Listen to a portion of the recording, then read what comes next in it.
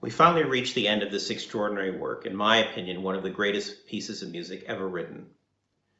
While the other movements say goodbye to each of the aspects of human life, whether it be love, country life, or the chaos of the urban experience, the finale of the Ninth Symphony is arguably the greatest musical depiction of the actual letting go of life itself. Set as a theme and variations, we first hear the theme itself, a hymn-like chorale played in the violins at the very beginning in the key of D-flat major, a half step lower than the key of the opening movement.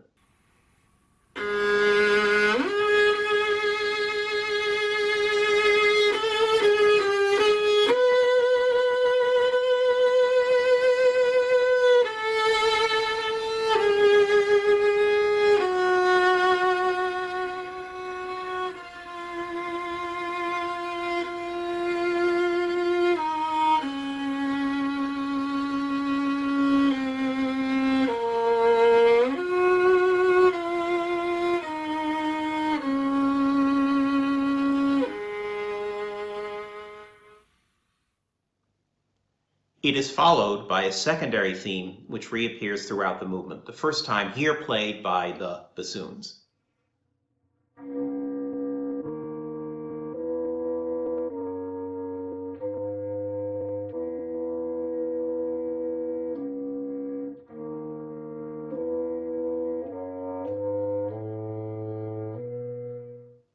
What follows is an extraordinary manipulation of these ideas in the most agonized and extremely slow tempo. Mahler writes in German, very slow and held back at the beginning of the piece. Throughout the work, Mahler interrupts this agonizing music with extremely calm, or as Bernstein refers to it, Zen-like music. As he describes it, it is almost as if Mahler is trying to figure out different ways of letting go of the body and soul. The first section representing the more Western approach, whereas the second section representing the more Eastern Buddhistic approach. An example of this contrast comes when the cellos present the second theme, while the first violins play a theme related to the one we heard in the third movement.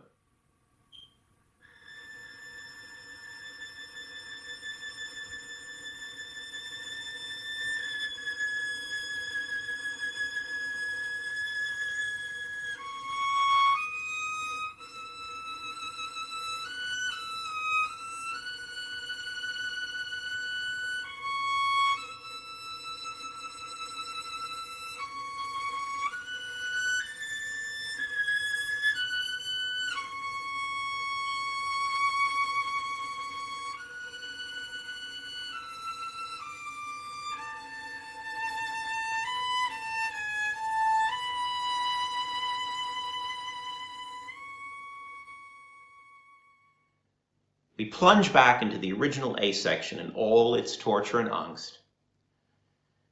As we just about reach the halfway point of this movement, we return to this Eastern Buddhistic world of prayer and meditation.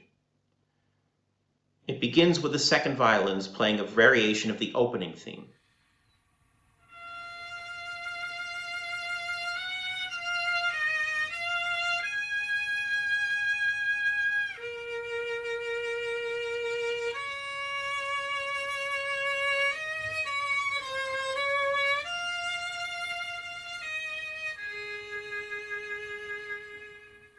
We continue in this very tranquil, almost resigned music, which thins out to chamber music-like proportions, with solo woodwinds trading snippets of all the previous musical ideas.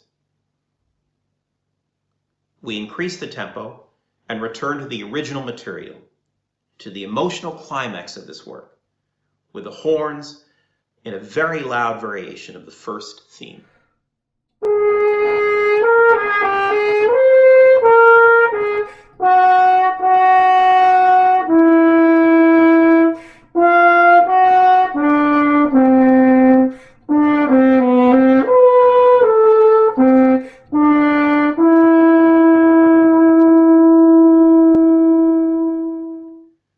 From this emotional high point of the work, Mahler slowly recedes back into his calmer, more introverted music, incorporating both Eastern and Western elements in his process of letting go of life.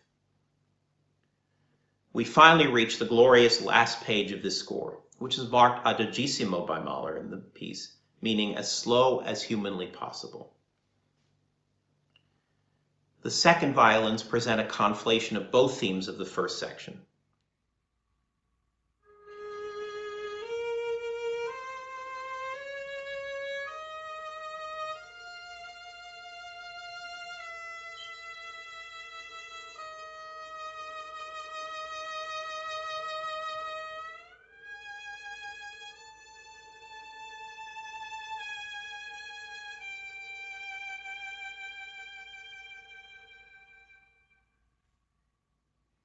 Followed by the first violins and a quote from one of Mahler's Kindertotenlieder, the songs on the death of children. This song, called "The Day is Fine on Yonder Heights." This piece was written when Mahler's first child died. So again, this is a piece where Mahler is confronted again with death.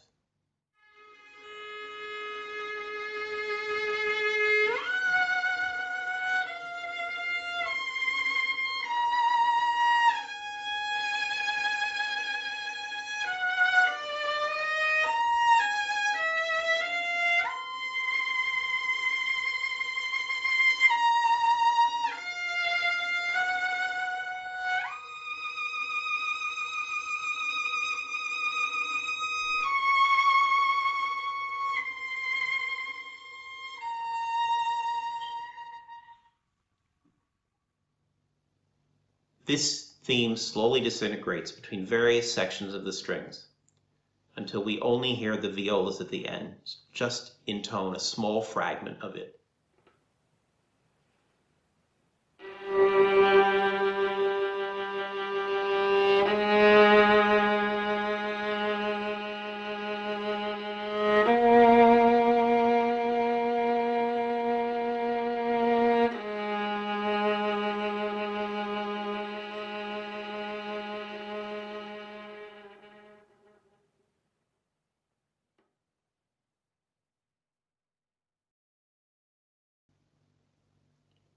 The symphony closes in total peace and resignation.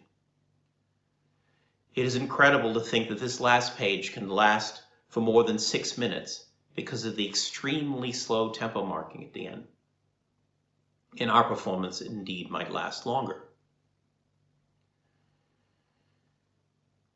Mahler in this work has come to terms with his own death and mortality and reaches an extraordinary calm and resignation at the very end of this piece. Bernstein says, "It is terrifying and paralyzing as the sound disintegrates. In ceasing we lose it all, but at letting go we have gained everything." To me, there is no better way to describe this most extraordinary musical moment, this most extraordinary piece of music. In these very trying and difficult times, I feel that Mahler's Ninth Symphony provides a way for us to cope with everything we are currently facing. Mahler foresaw in this work everything that the world would experience in the more than 100 years since it was written. 2 horrendous world wars, the horrible potential for global nuclear annihilation, and yes, 2 global pandemics. Mahler says goodbye to the world that he so deeply loved, his world, the Austro-German culture and the musical tradition which stretched back to Haydn Mozart, his forebears. In this, his final farewell, he provides us with, I believe, a way to move forward, looking inward to find the strength we need to come back to our true selves.